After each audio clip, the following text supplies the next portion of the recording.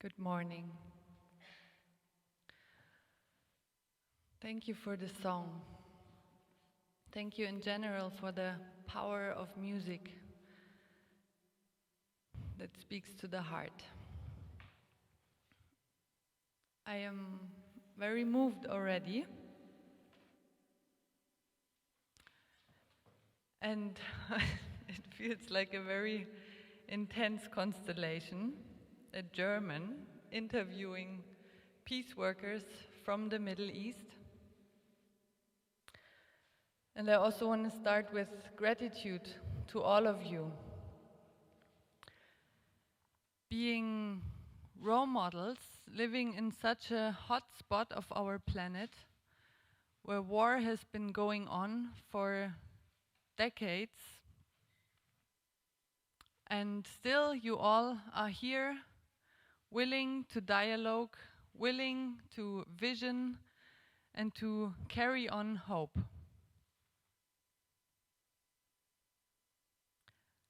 And my impulse would be to start to ask Dagher, because Israel-Palestine is also known to the world as the Holy Land. And I've been there many, many times, and I remember often walking through Israel and Palestine and thinking, how crazy is it that we are speaking of the Holy Land, and then humans get so lost in their battle about the land that the holiness of the land itself is totally forgotten. So the land is destroyed, and it's not treated as a holy land. And you are, as we heard in the introduction, a permaculture activist. So your sacred activism has a lot to do with reconnecting humans to the land. And how can you see water and the nature as allies in the peace work that needs to happen today?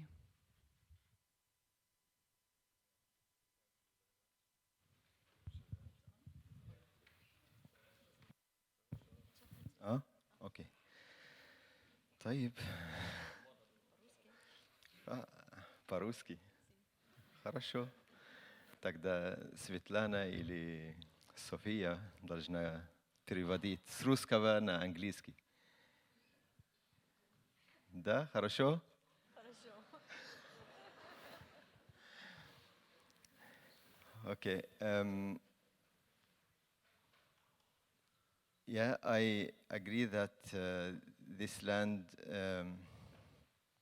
which used to be called also, or which used to be part of the Fertile Crescent. So before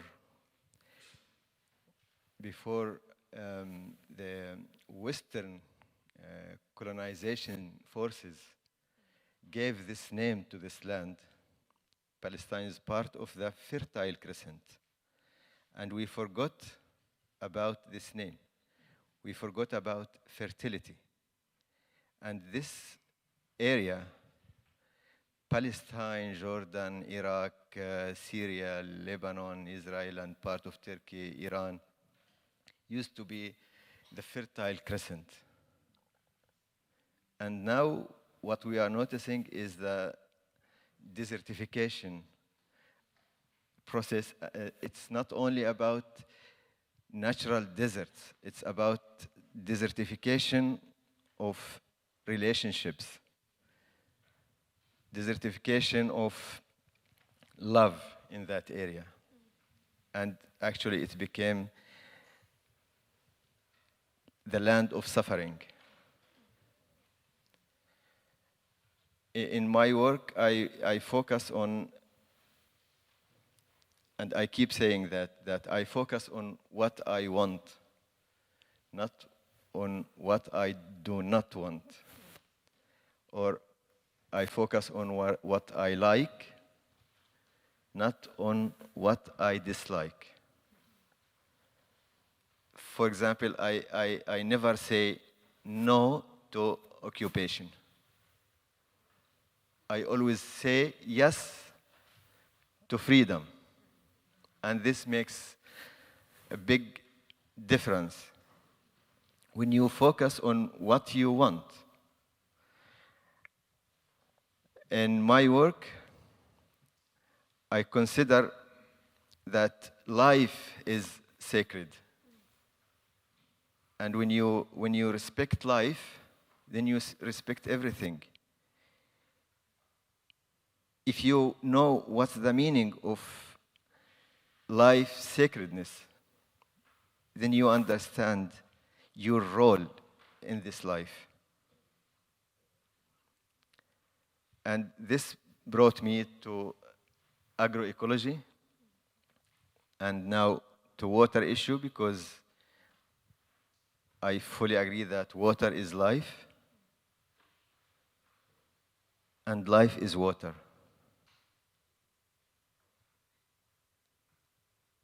So this is part of my work now, and I hope in the future, yes, sometimes we keep saying or talking about Holy Land,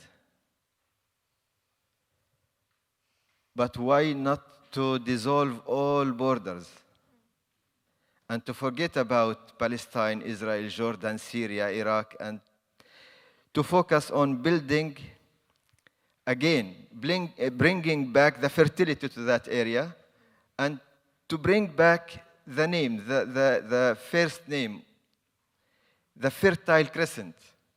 And in India, they used to call it the Golden Crescent, because Syria was the main place where they produced wheat. Maybe it's a crazy dream to work on Fertile Crescent again. But I think if we start somewhere with small initiatives, you know, when I started promoting agroecology, I started with less than 1,000 square meters. And now in Palestine, there are more than 200, 250 people practicing agroecology. And this is the strength. I don't want big farmers and big farms to become agroecological farms. Because I see that when more people doing agroecology, this is the strength.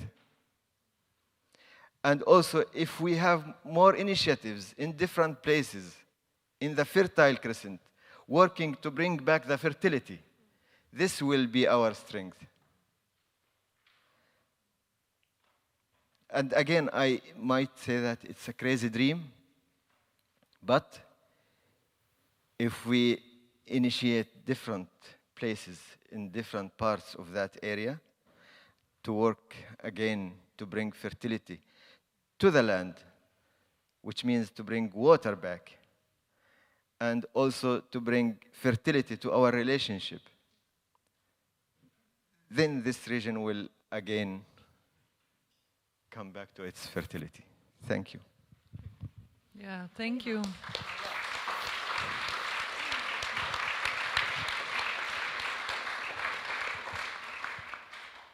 Thank you for the strength of having such dreams. And I would like to ask Sami, we got to know you first, I think, on the first Grace pilgrimage in 2005 in Bethlehem, where you are a non-violent leader of the Palestinian community. And I remember already then you were speaking very often about that need, that the Palestinians need a vision beyond the occupation. And I would like to hear you speak on that, and also in general, like how did your activism evolve?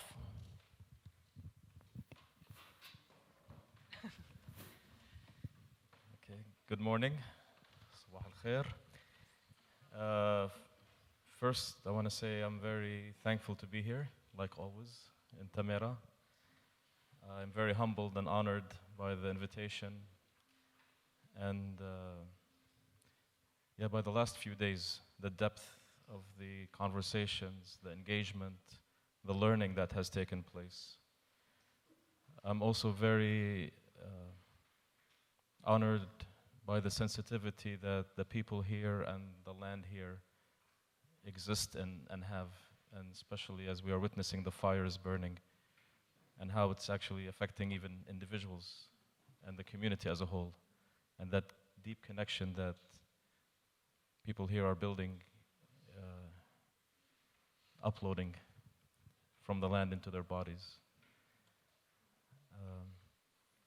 And I always thank Tamera for ruining my life.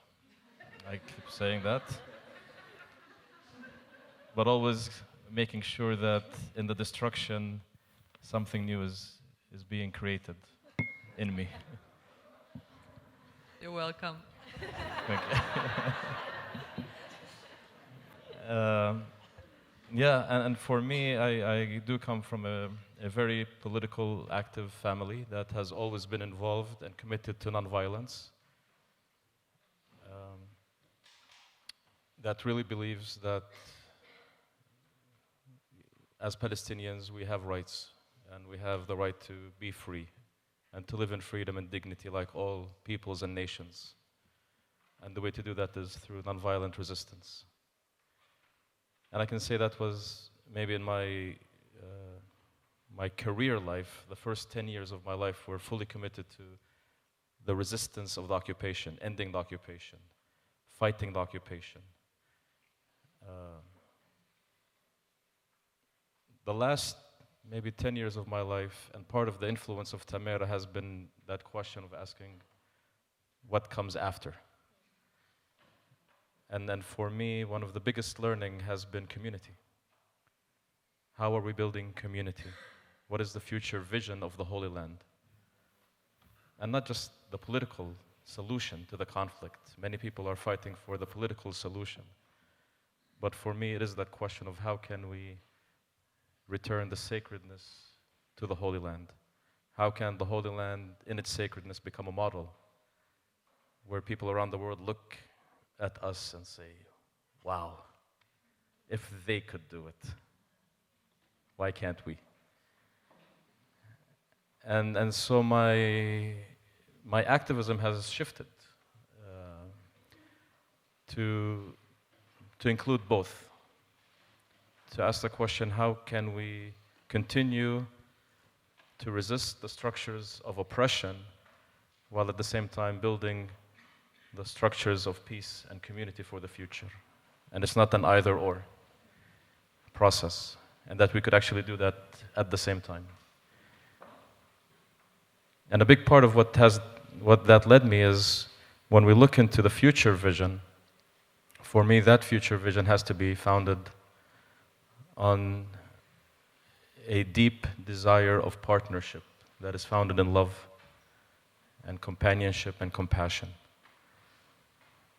And this is why, for me, connecting with Israelis now, with my enemy, my alleged enemy, is not motivated by my desire to convince them of my narrative or to argue against their narrative, but to really find a common narrative that exists between us for that future vision. And most recently, this was the inspiration for the Sumud Freedom Camp that we organized. For the first time, these two aspects of resistance and community building came together in one place. And fully inspired by Standing Rock and what's happening in many indigenous communities around the world. At one point, we were thinking of calling it Standing Rock Palestine, even. But then to say, no, we honor Standing Rock for what it is and what it represents, and our desire is to be the little sister of that great indigenous movement. And to have this coalition of Palestinians, Israelis, and internationals come together in a land that the indigenous families of this land were evicted 20 years ago from it by the Israeli army. And they had the desire to come back. It's not somebody told them or forced them. They wanted to come back to their land. And these are cave people. Just like 2,000 years ago, they continue to live in caves, farmers and shepherds. and for us to come and stand with them,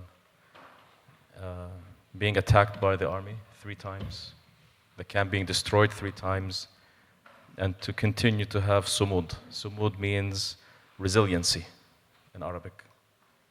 To stay resilient in the face of all of this, and to sustain the camp, and to actually fix the caves and fix the roads and have the families now return to their homes. For me, this is, in 20 years of my activism career, I would say this has been the highlight of really living community and resistance in a place of resiliency. And I'm very thankful for that.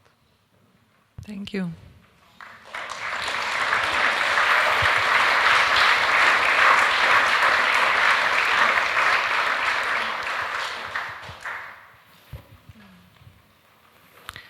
Now I would like to ask Aida.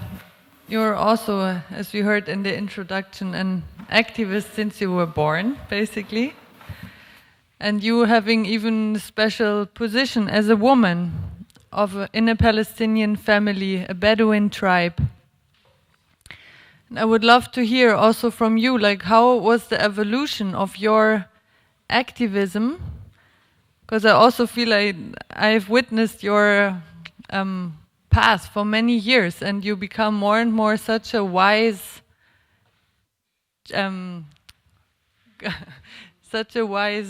pearl.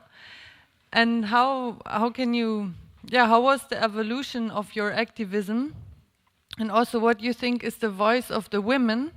I know you just have returned from a journey to the Middle East, where you also spoke. Were invited to speak in the name of the women's movement that is growing there. And knowing that the situation currently is, since the last war in Gaza, is just becoming more and more dense, like the movement towards separation is growing. And what strength does it take to not let that infiltrate the own heart? Thank you. Thank you also for the quality of becoming wise. Alhamdulillah, finally.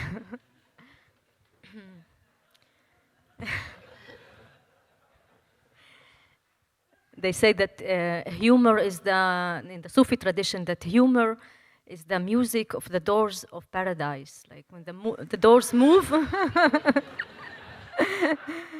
And in every situation where you have the possibility to raise humor, to evoke something, do it. And behind this humor also this deep sincerity and connection with pain. And as you said, as I'm born, I had to be a rebellion. And as being born in the biography where I was born and in the tribe, my first recognition of injustice was not even much beyond before that I knew that we are even under occupation, or even as identity we are Palestinians. I started to see what is around me that is injustice, that with the eyes of a kid I could say, no, it cannot be. We are 7 brothers and sisters, and I could see that how my parents treated my brothers different. Especially when I grew different in my body, it was immediately the restrictions of my life. You cannot do this, you cannot do that, you cannot do this, you cannot do that. Why? Because you are a girl. And was the first things that said, no, no way. And I can say, being a woman, then choosing later to become a mother, led me to this place to stand for what I love, and to raise more and more and to sharpen a feminine voice. And in my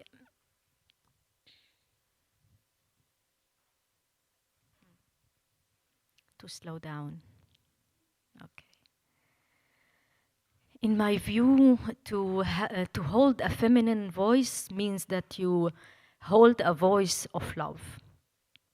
I try to hold a voice of compassion, a voice that integrates and yields what needs to emerge, a voice that also, out of grace, says no, and a very clear no when things are going wrong, and to develop in my life this ability to say no with love was and still a journey. As to be able to look into what is supposed to be your enemy and say, you're not my enemy, you are me, you're a reflection of me in another form. But to come to this place that there's no duality in unity. It is a life journey. And I'm very thankful also to have a harbor of safety and love of 10 years of being able to grow myself and my child in Tamera.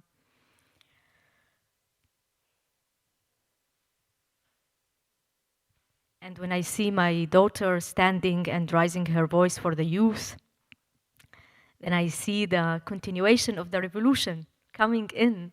And then I know that I made my part in this life. Not only.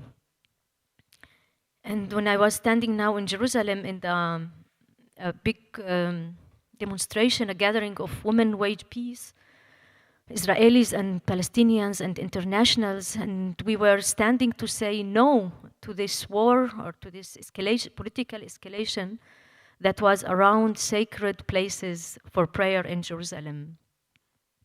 And my voice was, what is more sacred than life itself? Why do we keep saying the Holy Land, and as you say, nothing remained holy in it when the most holy thing, which is the image of God walking on earth, is not holy anymore? Why a mosque or a church or a synagogue is more important than life, and we keep growing graves for our daughters and sons, more cemeteries and graveyards than places to celebrate. And I said there, in a moment where I was also touched how much resonance it got, where I said the only blood that this Mother Earth, wherever we go, is longing for, the only blood is our moon blood. It's the blood that comes with the child that when we are giving birth. And I was touched to see tens of Muslim women with hijab coming to me and crying and saying, thank you that you are able to voice this voice here in Jerusalem in front of all these soldiers and religious people, to say this is the blood that is needed for Mother Earth. So for me, my sacred activism is that wherever I go, I make the place that I'm in contact with holy. There's no one holy land. All people, all forms of life is holy, is sacred, is simple. It's like as simple as when I was a child and I saw the things that are going wrong, I could name them because it's simple, it is clear. And the evolution of of my work is being protected and attracted into a vision that I hold and I keep holding, which is a vision of peace research village in the Middle East.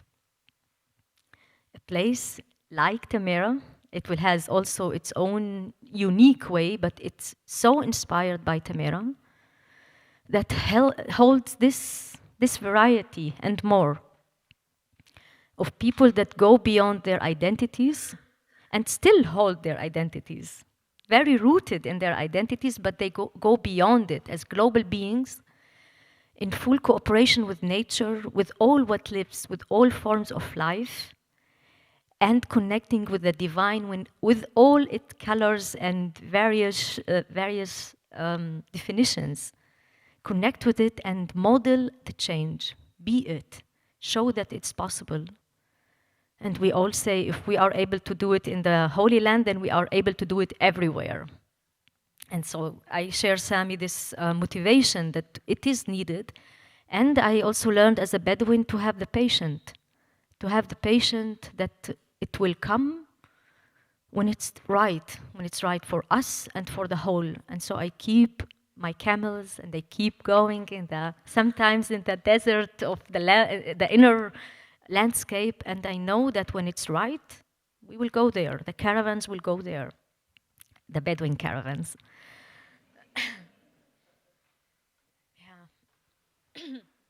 Maybe one last thing that to defend what is sacred for us, we need to learn as human beings to reveal what is sacred for us. And as a woman, to learn to reveal my erotic being, my loving heart, my place of love and admiration to man, went into a very long journey. To man, to land, to prayer, to learn to show it and to share it with others is such a tender and fragile thing, especially when you come from a society that it's not only occupation. We are under so many layers of oppression. But to stand and say, this is what I love and this is what I stand for. And I stand for it with love and with grace, with compassion and with patience. Patient, this is the thing that I'm learning now. Yeah.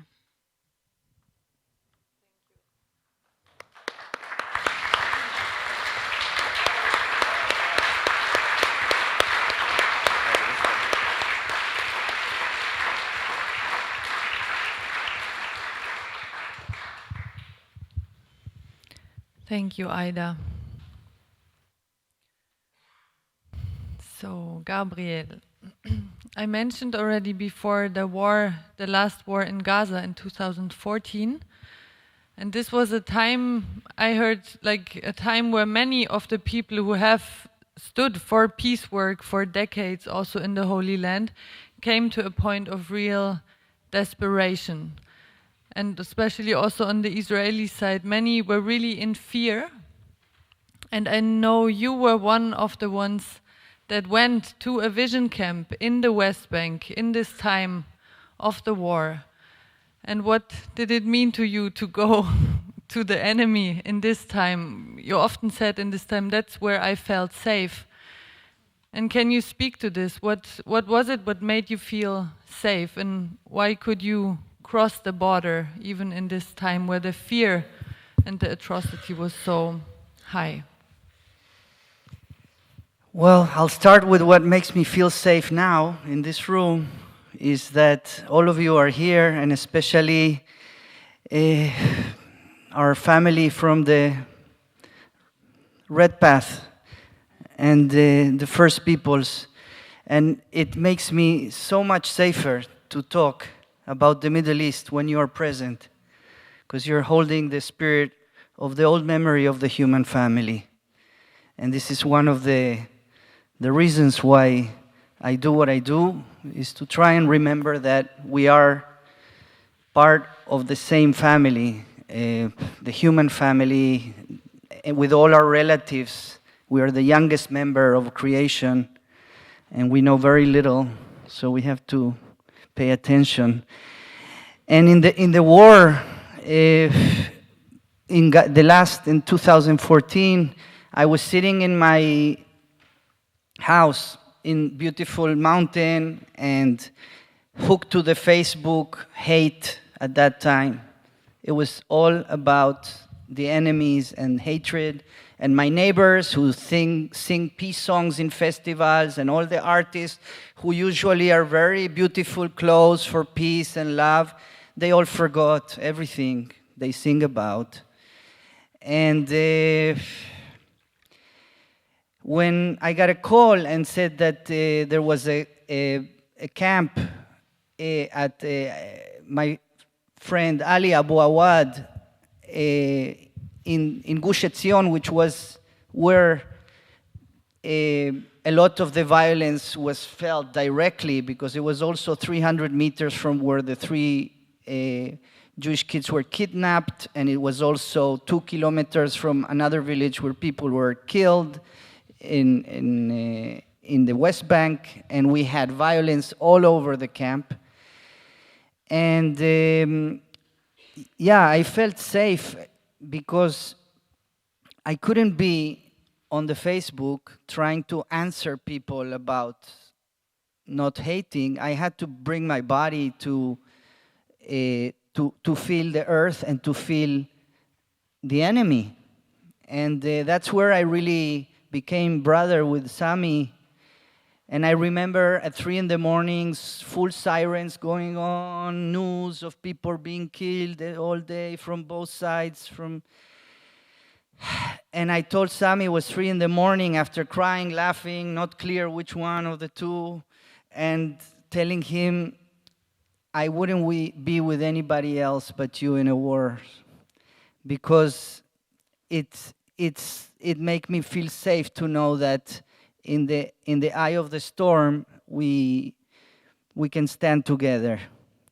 And we were planting trees with Bernd, and we were doing news meditation every day, not reacting when the first moment of violence gets to your ears, staying silent, harnessing, and we didn't change.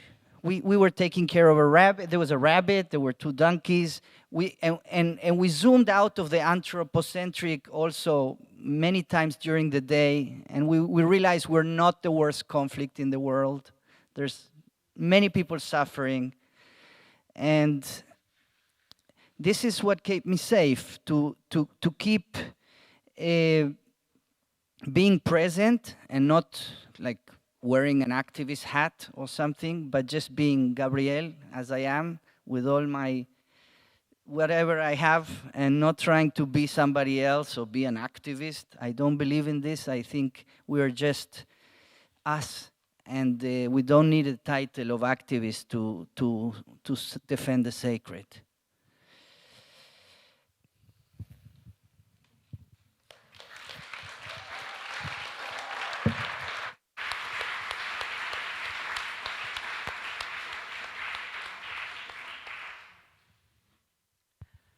Yeah, thank you all.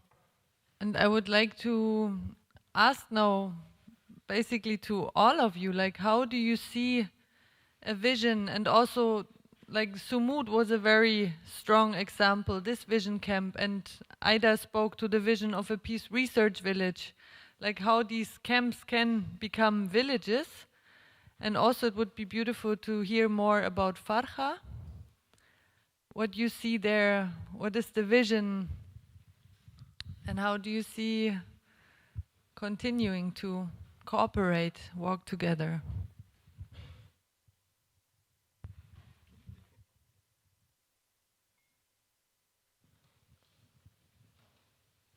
Yes, I think we cannot be free unless we free our minds from so many things. It's actually our minds are occupied.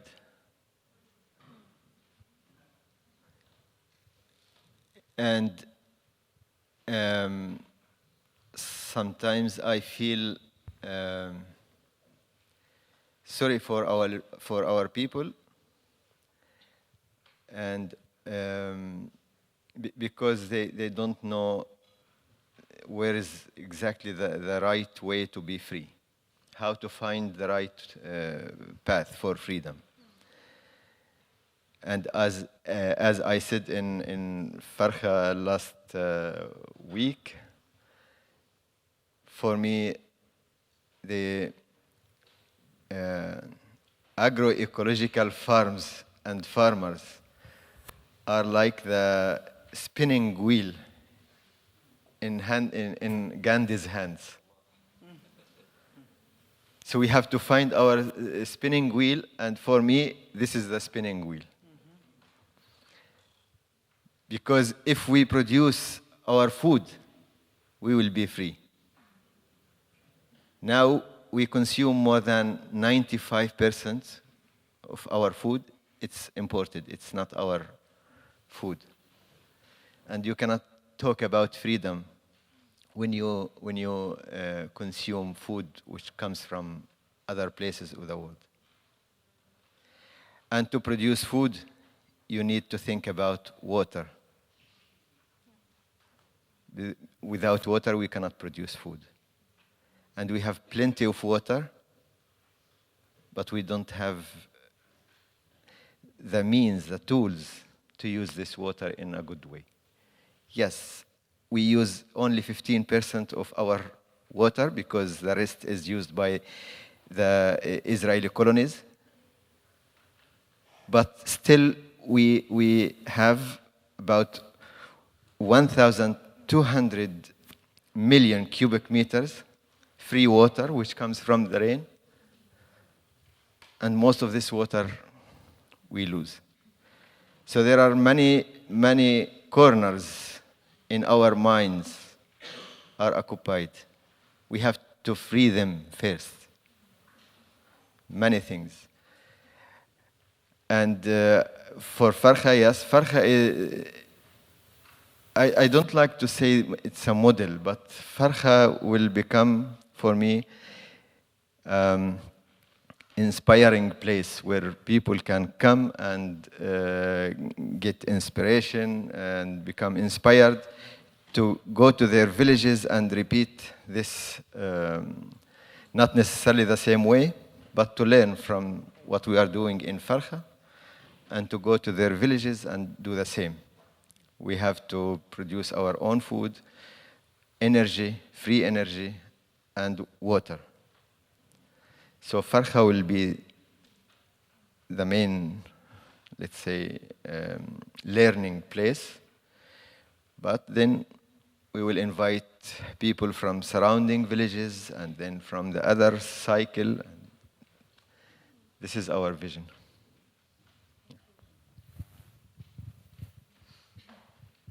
I add something also about Farha, and I start from this place that, as I said before, I am working inwardly within the vision, the frame vision of Peace Research Village in the Middle East.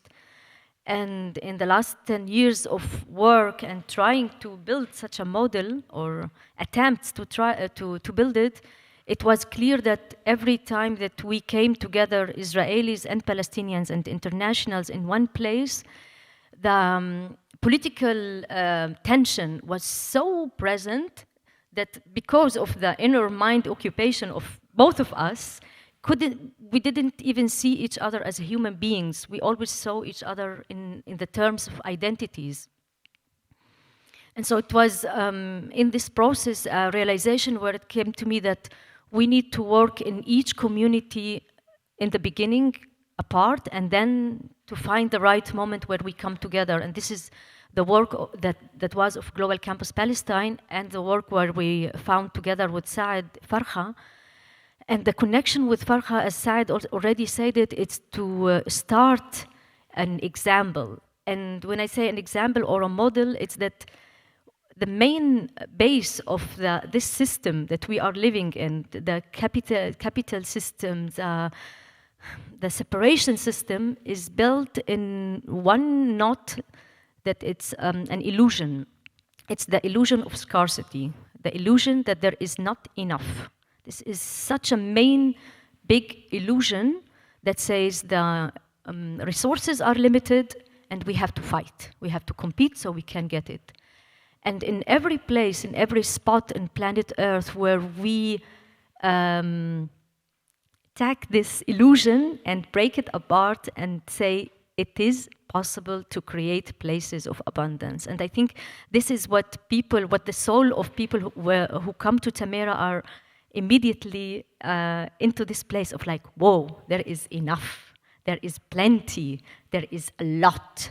And we are so used that there is too less water, too less land, too less sacred places, too less love, too less, I have to.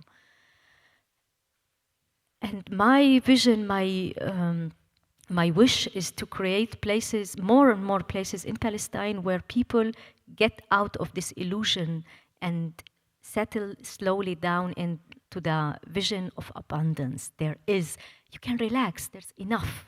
There is enough. In a society under occupation where you are always looking for your food, for your water, to have places where you can relax and remember. Remember the knowledge, the ecological knowledge that is still in the Palestinian society is still just 20, 30, 40, 50 years ago was there. This is how we used to live in food sovereignty. So it's easy to remember it. And so this is the work that so important for me to create it in Farha.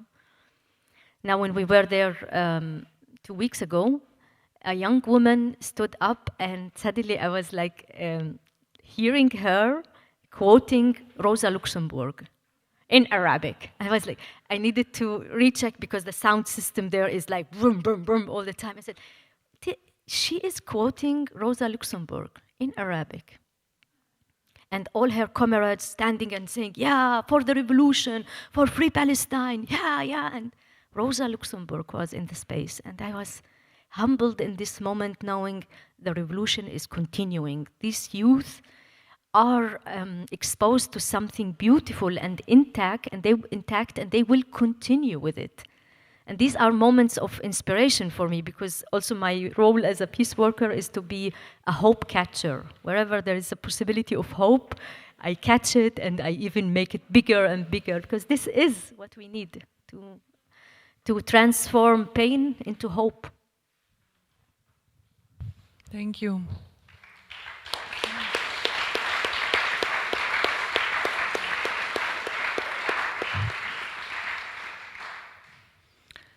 I would love to hear some more words. Also, now we heard like how the globalization of food, for example, is such a destructive force. And on the other hand, there's also a positive quality of globalization. Like Sami said, how Sumud could happen because of the inspiration, for example, of Standing Rock. So how do you see the global family supporting, and also in general, like the quality of community, which you spoke to in the beginning, Sami. So maybe the two of you want to speak to that. Yeah, so I really like the image of the fertile, and what is the Fertile Crescent in our clan of the human family that started in that area. What is our gift? I think part of the power of Standing Rock was that there was a very clear essence of the gift that the first peoples have to give, anchored in the sacred, in the earth, in prayer. And so that's why it resonated, because it was true, it was real, it was connected with the sacred matrix.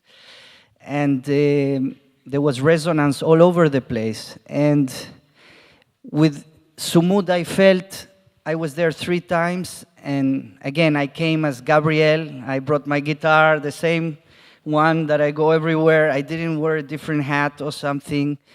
And I felt that one of the gifts of our family, of Hajar and Sarah and Abraham, is the tent that they used to have.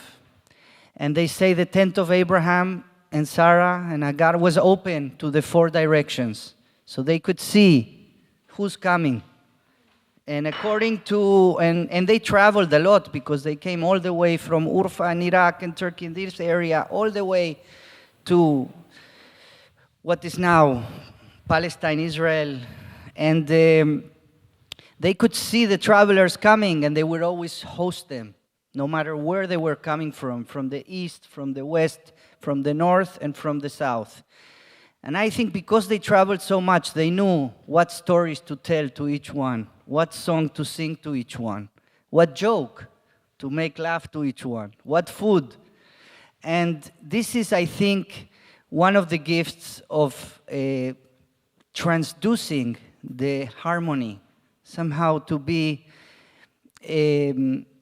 breaking through the reptilian brain of my precious into the limbic brain. And it could be done by lullabies and recipes and songs and jokes. And I think these are the medicines that are being called for. And it's when you talk about globalizing those, I feel that Sumud carried this medicine, the local medicine, and it was supported internationally, and it was so beautiful I had many actions with Palestinians, Israelis, and internationals, but not in the South Hebron Hills, with the Israeli army right next to us, and Israeli soldiers getting completely confused when American Jews singing to them in Hebrew, "The world will be made with love." and then Palestinians who've maybe never been in a Shabbat ceremony, enjoying that and seeing that not Israelis are soldiers. And so I think the globalization for a success on that, and for getting to maybe the part of the cortex in the brain where we can resolve anything, because when the trust is there and when we are connected, so we can resolve water, we can become fertile again. And it's about knowing what is your gift and showing up with it. And each family, each clan of the human family has a myth and a story. And for the Aboriginals, creation started in Uluru. And for the Hopis in their land and the Holy Land, we have our own myths. And all these myths are a puzzle. They're like part of the same story. We each have a piece of that. And the more we do things that are sustained, like, for example, Sumud, which I had the honor to be there, and include the spiritual, the emotional, the personal, and the collective, and the political, all of it. There is no separation. It's not that either you are personal or you're global, either you're emotional or you're thought. It's all one. We are made of water and all the elements. So if we keep that with us, I think we have if I am I and you are you, then we can meet. But if I am not I and you are not you, then we can't meet because we don't know who we are meeting.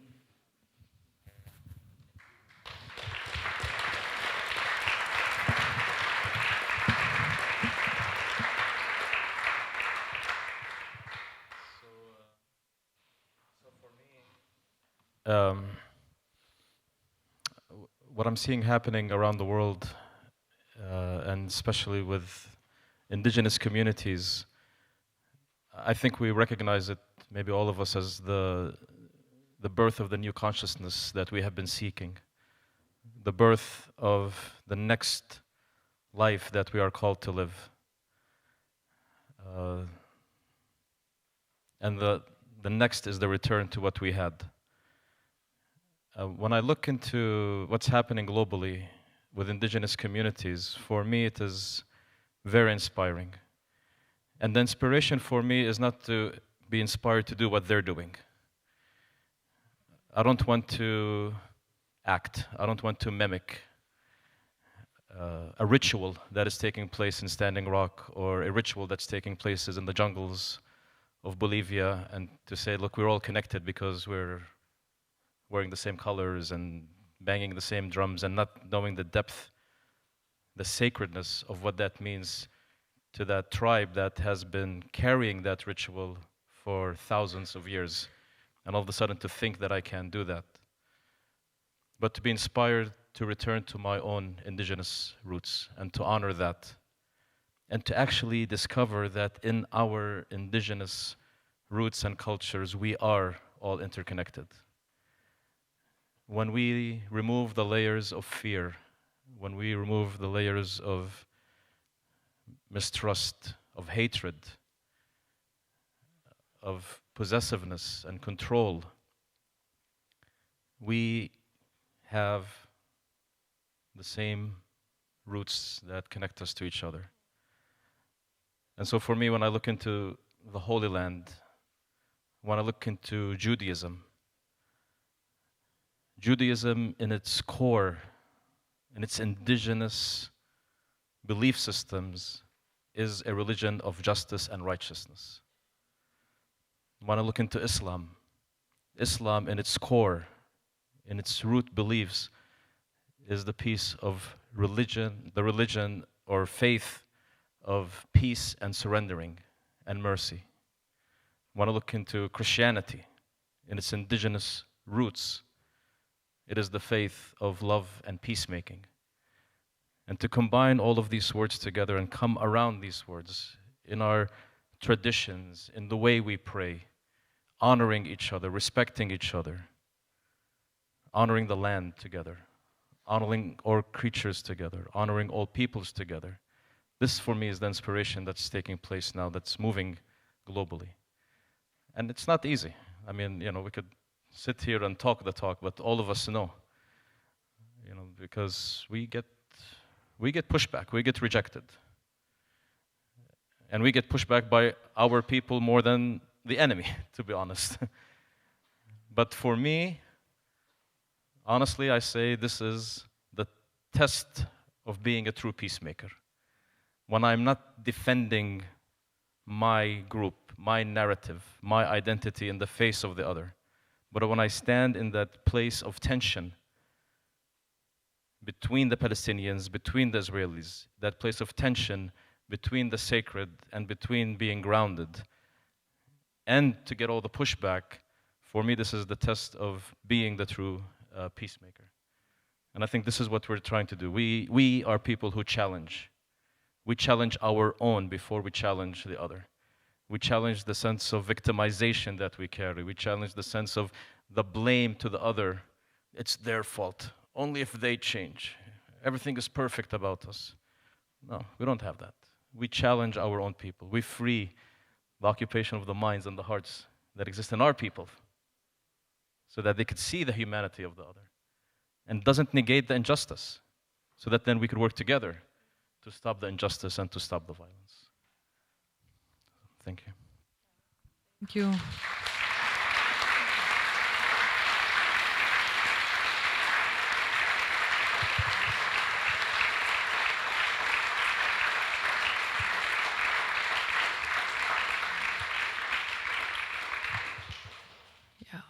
Now my impulse is to just hand the microphone to Aida for last words. Whatever your heart wants to say.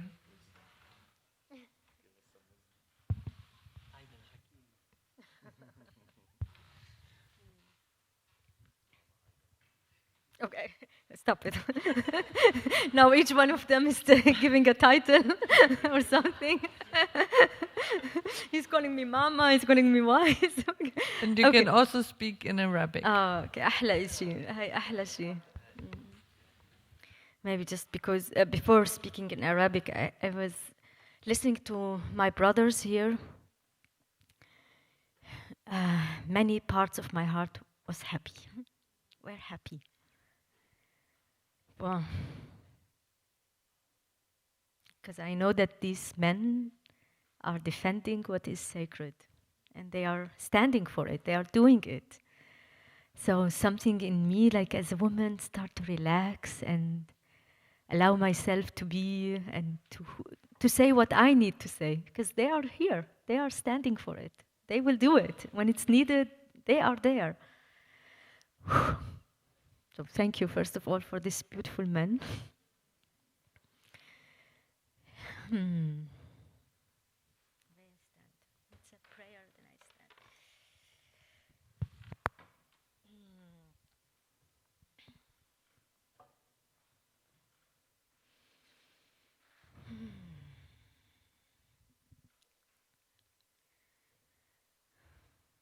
بسم الله الرحمن الرحيم. الحمد لله رب العالمين الرحمن الرحيم مالك يوم الدين إياك نعبد وإياك نستعين اهدنا الصراط المستقيم صراط الذين أنعمت عليهم غير المغضوب عليهم ولا الضالين آمين. Amen. Thank you for standing with us and revealing what we love. Thank you.